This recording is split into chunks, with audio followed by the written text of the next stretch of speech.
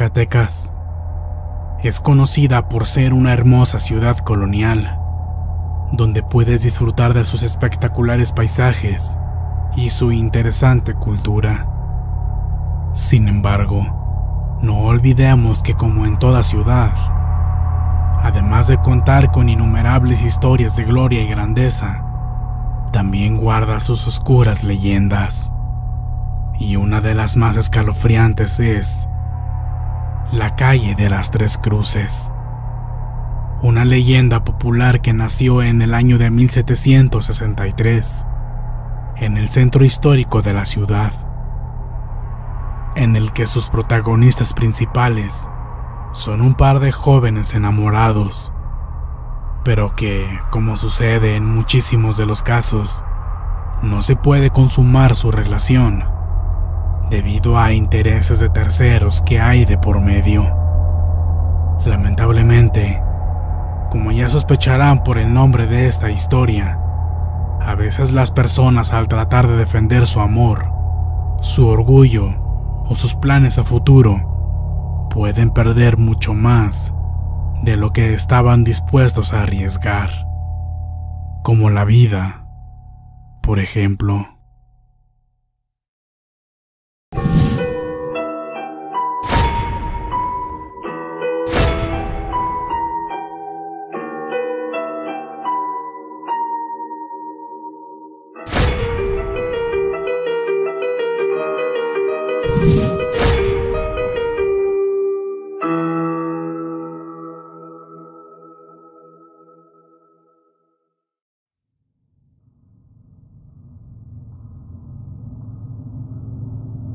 Al final de lo que es la actual calle de San Francisco, muy cerca de la plaza principal del centro histórico zacatecano, existió una hermosa casona de 3 pisos, que resaltaba entre las demás casas humildes de uno solo.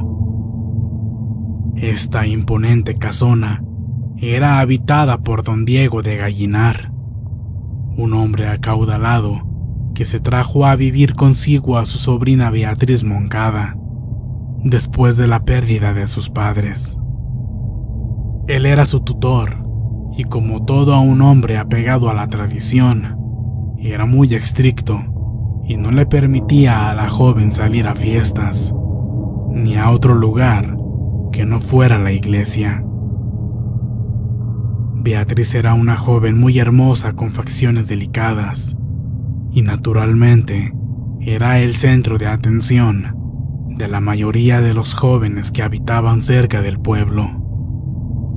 Pero no cualquiera era capaz de enamorarla, sobre todo porque estaba bien custodiada por su propio tío, quien planeaba que ella contrajera matrimonio con su único hijo, Antonio, que en aquellos años se encontraba en servicio con el señor Marqués de la Laguna, combatiendo contra los piratas que rondaban y acechaban el puerto de Veracruz.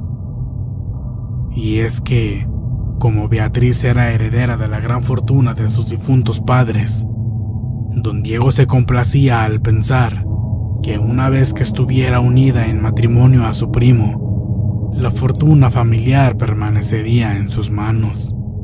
Y así, no tendría que dar cuenta a nadie del patrimonio de la rica heredera, a quien tenía más como presa, viviendo en su lujosa casona. Pero Beatriz no estaba de acuerdo en casarse con su primo, pues su corazón ya le pertenecía a otro hombre, un joven músico de origen indígena, llamado Gabriel García, quien habría sido recogido y educado por los religiosos del convento de San Agustín, mismos que le habrían enseñado las artes y las ciencias que ellos sabían. Beatriz lo conoció en un concierto de la casa del conde de San Mateo, pues debido a las buenas referencias que le daban los religiosos, este era admitido para tocar en todas las reuniones de la alta sociedad de aquel entonces.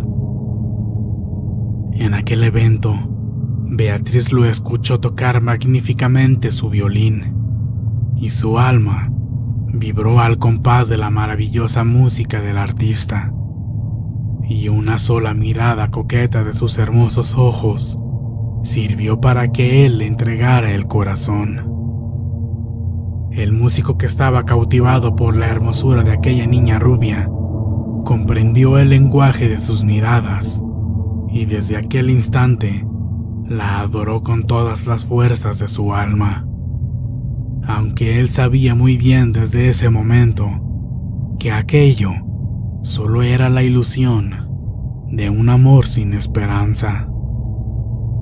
Sin embargo, esto no detuvo al joven enamorado, pues desde aquel primer encuentro en que ellos quedaron totalmente cautivados, cada noche sin falta, después de las 12 campanadas, Gabriel iba al frente de la casa de su adorada y, apoyado en el poste de un farol que alumbraba débilmente la desierta calle, arrancaba de su instrumento melodiosos himnos de amor dedicados a su musa, y por medio de su música dulcísima, él desahogaba los sentimientos más puros de su corazón.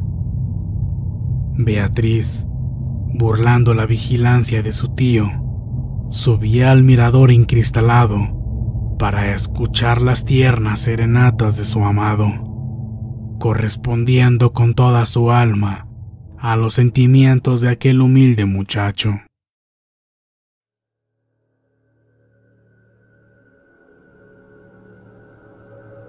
Mas una noche, la fatalidad del destino se hizo presente. Don Diego se retiró más tarde a descansar que de costumbre, y se encontró con la serenata frente a su casa.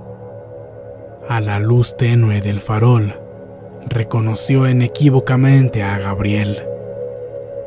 Ciego de la ira, don Diego salió y le gritó: «Indio malnacido y cobarde, lárgate de mi casa si no quieres que te eche a la fuerza, y no se te ocurra volver a ver a Beatriz».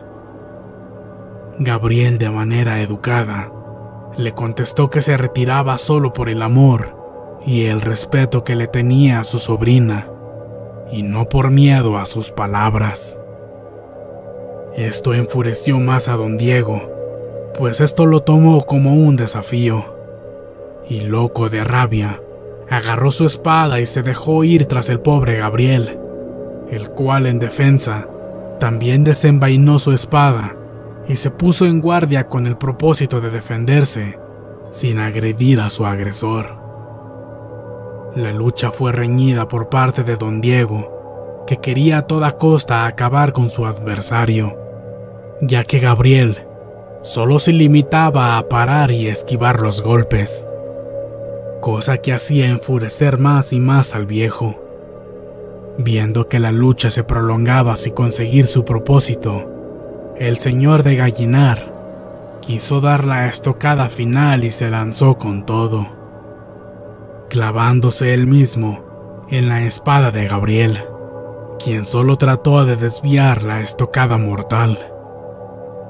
Don Diego se desplomó, lanzando una horrible blasfemia y dejando ver así tirado en el piso cómo se le escapaba la vida.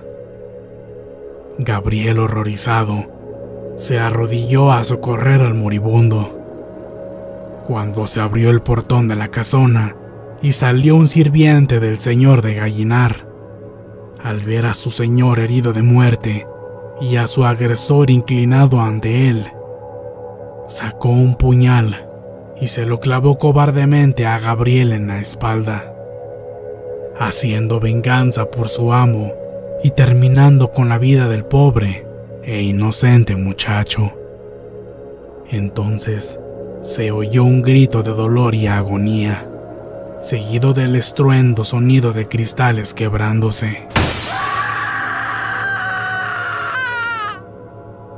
Era que Beatriz, quien había sido testigo mudo de estas horribles escenas, por la impresión de ver a su tío y a su amado tirados y sin vida, se había desmayado y su cuerpo, falto de apoyo, rompía los cristales del mirador para posteriormente caer y estrellarse contra las piedras de la calle junto al violín del amado. Cuando la muchedumbre llegó al lugar de la tragedia, encontraron a la débil luz del farol a los 3 cadáveres. Una mano piadosa marcó con 3 cruces de cal los lugares donde fueron encontrados los 3 cuerpos. Y así, desde aquel 2 de noviembre de 1763, se le llamó a aquel pasadizo la calle de las 3 cruces.